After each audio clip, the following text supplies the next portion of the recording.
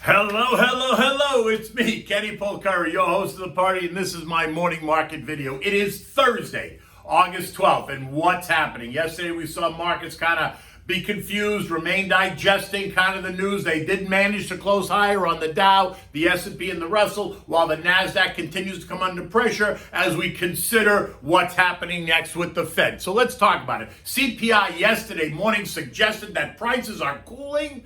But what will today's Ppi Report tell us? And we'll talk more about that. Another Fed official bites the dust while Dallas's Bobby Kaplan gets a little bit more aggressive.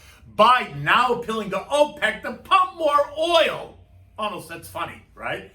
Infrastructure bill makes its way to the House now, right? Now, will the far left progressives kill it, or will they allow it to proceed? Now, what do we have for dinner tonight? We're going to try the mussels Trieste style, but we'll talk about that later. So stocks continued to seesaw, right? While they pushed higher, the Dow and the S&P and Russell up one day, while the NASDAQ goes lower, and then it flips, and NASDAQ goes up, while the Dow, the S&P, and the Russell kind of take it on the chin. All as investors and asset managers continue to try and read the data and read the tea leaves. The move lower in the tech space can be attributed to the beginning of this tapering conversation, a conversation that really appears to be getting started sooner rather than later, as we expected, or at least that seems to be the concern.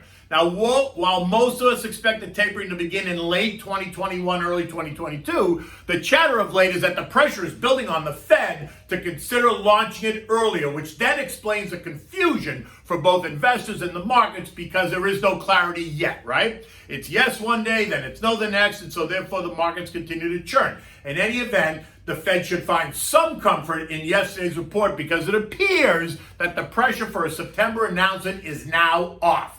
By the end of the day yesterday, the Dow ended up 218 points. The S&P ended up another 8, closing at another new high. The NASDAQ down 24 points, while the Russell added 6 points. The 10-year yield ended the day lower at 1.32%. The dollar index fell to 92.90, and the VIX fell to 1606 in another sign of complacency.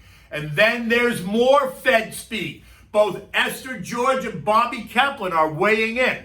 Now, on Monday, remember, we heard from Boston Fed President Eric Rosengren, and he's calling for the process to begin in September.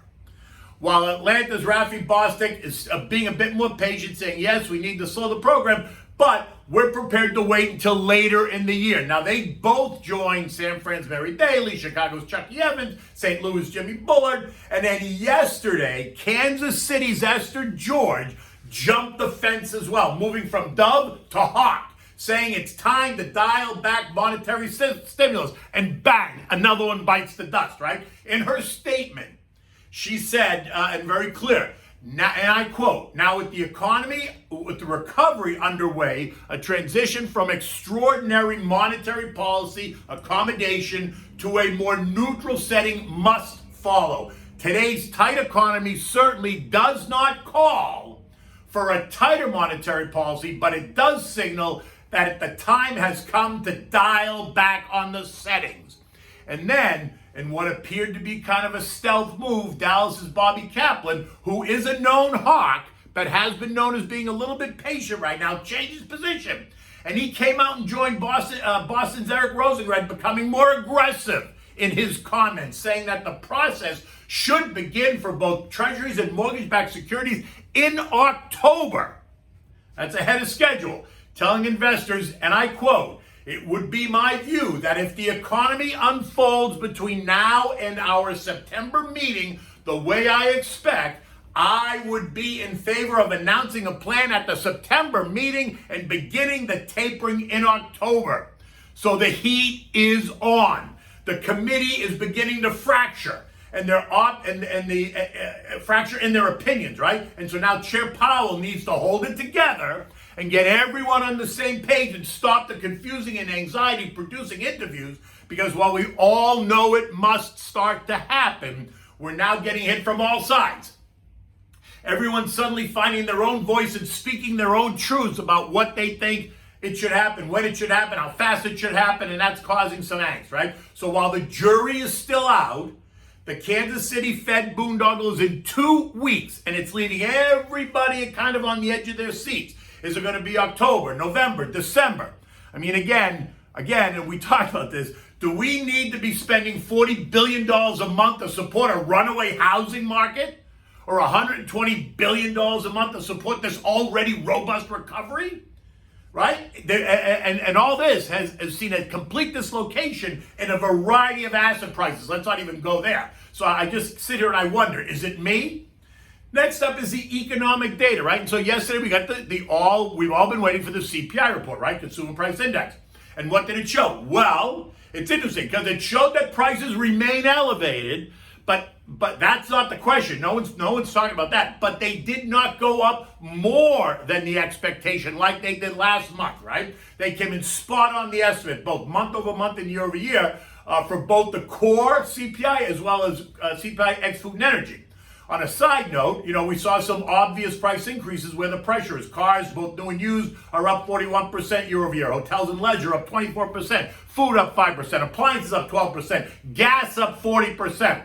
And then we find out that Shake Shack is raising their prices again by another 3.5% this fall. That'll make 4 times this year. They did it in December, they did it in February, they did it in May, and now they're doing it again in the fall. So it doesn't sound so transitory to me. Because remember, once these prices go up, they don't really come down. It's what we call sticky, right? And that does take, and while yesterday's report, seems to take some of the pressure off Jay Powell, I think we have to wait for today and see what the Ppi report tells you, because now he's going to be able to say, see, look, I told you, while prices, yes, did go up, they are stabilizing, and that speaks to my transitory narrative.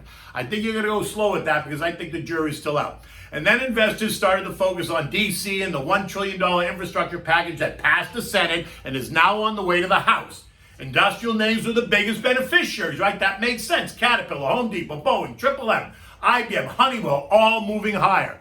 And that caused the Dow names to add 220 points, right? And we saw the NASDAQ, the Dow transports, the S&P all added while the NASDAQ backed off a little bit. Now today, we're going to get the Ppi report, and the estimates call for 0.5% month over month and plus 7.2% year over year. Ex food and energy is expected to be 0.5% month over month and 5.6% respectively, right? These numbers are in line with last month, so if they come in line today, then that'll further support his transitory argument. No matter that the numbers remain very elevated, right? He's going to be able to say they're not spiking anymore, but 8:30 is coming, so we'll see. Other eco data today includes initial jobless claims and continuing claims of 2.9 million, right? U.S. futures continue to thrash around this morning. The Dow Futures are up 34 points, S&P's up 2, the NASDAQ's down 12, the Russell's up 2. So they're not really doing anything. They continue to churn like we see every morning. Many are expecting the jobless claims and continuing claims number to move lower, and that's going to further support the strengthening job market narrative. So much attention is going to be paid to the PPI and what that tells us as investors continue to evaluate the implications of any Fed announcement in the weeks ahead. The spread of the Delta variant, the state of the infrastructure debate, and whether or not the Dems are going to jam through another $3.5 trillion in additional stimulus via reconciliation are just more of the issues that are concerning investors, today and in the days and weeks ahead. Now, understand one thing. There is a lot being read into the month-over-month and year-over-year CPI numbers and likely the PPI numbers. But 1 month does not make a trend at all. And it seems a little bit early to take yesterday's CPI report as conclusive evidence of a cooling inflationary pressures. But they will try to use that narrative. So let's see what the PPI tells us today. European markets this morning are flat. UK GDP rose 1% in June. And yes, that was better than expected, but still remains below the pre-pandemic levels. Now, an estimate of full second quarter GDP for the UK is suggesting a growth rate of 22.2% versus last year when the UK economy and the global economy careened out of control. At 6:30 this morning, all those regional European markets are up about 0.1%. Not a big move as they continue to digest and await the US data. Oil, which was up yesterday morning, after getting slammed over the past week, down about 9%, made a U-turn just ahead of the opening after Joey came out and appealed to the Saudis and the other members of OPEC to produce more oil. Pump, pump, pump, he started screaming at them, because it is their lack of production that has caused oil prices to rise, and then by default, gas prices to rise. I mean, that's almost laughable, I would imagine, right? There's plenty of oil in this country. Then the Energy Information Administration came out and revealed that U.S. crude demand is averaging 20.6 million barrels per day over the past 4 weeks, and that is in line with the 2019 levels, which were pre-pandemic. So things are good, right? And that caused oil to do another 180-degree turn and surge higher to end the day up 1.5% to 69.26 a barrel. Right? And so let me just remind you again, it was only 2 years ago when we were the world's largest producer of oil. We were a net exporter of oil. And today we're left to beg the Saudis and OPEC to pump more oil to help bring prices down. I mean, what am I missing? Do you know how much oil we have in this country? In any event, this morning oil is just trading at 69.20ish, right? Yesterday the S&P ended the day at 44.47 after closing at another new high. Right? We did test as high as 44.49, as low as 44.36. Recall the trend line I drew a couple of days ago shows 44.45 as a level that should provide some resistance for the market. But remember, we don't have any hard data, right? We haven't been here before. This is all new to us. There's no previous action to help us determine via technical analysis. So we really kind of fly by the seat of our pants and draw 10 trend lines that should suggest levels of demand and supply or resistance and support. Remember, you can text the word invest to 21,000 on your phone. You get my digital business card. Feel free to download it. It's got my email, my text, my phone number. Feel free to send me a message. I'm always happy to talk about the markets. I'm always happy to talk about playing. I'm always happy to talk about any concerns. You know, you can also follow me on Twitter at Kenny Polcari is my handle. You can get me on Instagram at KennyP1961. And if you're watching this, you also know you can get my daily video on my YouTube channel, which also then gets posted to my Twitter feed. In any event, what are we having for dinner tonight? This is a great dish. It's simple to make and it's summertime, so it's perfect. They're mussels Trieste style, right? Now, Trieste is a seaport in the northeastern part of Italy on the Gulf of Trieste, right? It's way, way, way at the top. It borders the Adriatic on one side, the country of Slovenia to the north. The history and the culture have been impacted by Austrian, Hungarian, German, and Latin influences, right? It's the capital of one of the 20 regions in Italy, right? Friuli, Venezia, Giulia. At one point, it was the fourth largest city in the Austro-Hungarian Empire and was known for its contribution, and is known for its contribution to literature and music. After World War I and the collapse of the Austro-Hungarian Empire, Trieste partnered up with Italy and today is the capital of one of the richest regions in the country. So mussels prepared Trieste style are easy to make and easier to eat. For this you need the mussels, right? So you get 2 dozen. Thoroughly wash them, clean the sand, right? You need white wine, you need clam juice, you need garlic, sliced onions, olive oil, salt and pepper, fresh bay leaves, and toasted Italian seasoned breadcrumbs. Now in a pot, you're gonna heat up the oil, you're gonna saute the garlic, add the onions, and continue to saute it until they're nice and soft. Don't burn them, just stand there and turn it, right? Now you're gonna add about 1.5 cups of a dry white wine, nothing fruity. You know me, I like Pinot Grigio Santa Margherita. Stir it, let it come to a boil, let some of the alcohol burn off. Now you're gonna add a small bottle of clam juice, you can buy that at the grocery store, and 2 fresh bay leaves. Season it with salt and pepper, turn the heat down to simmer.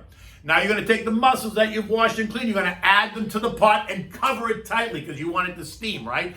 Cook until the shell's open, should be no more than 5 to 8 minutes, maybe 10 minutes. Discard any mussel that refuses to open. Now add a couple of handfuls of those seasoned breadcrumbs that you've toasted well. Just toss it right in, mix it with the juice and the wine because it'll start to thicken up.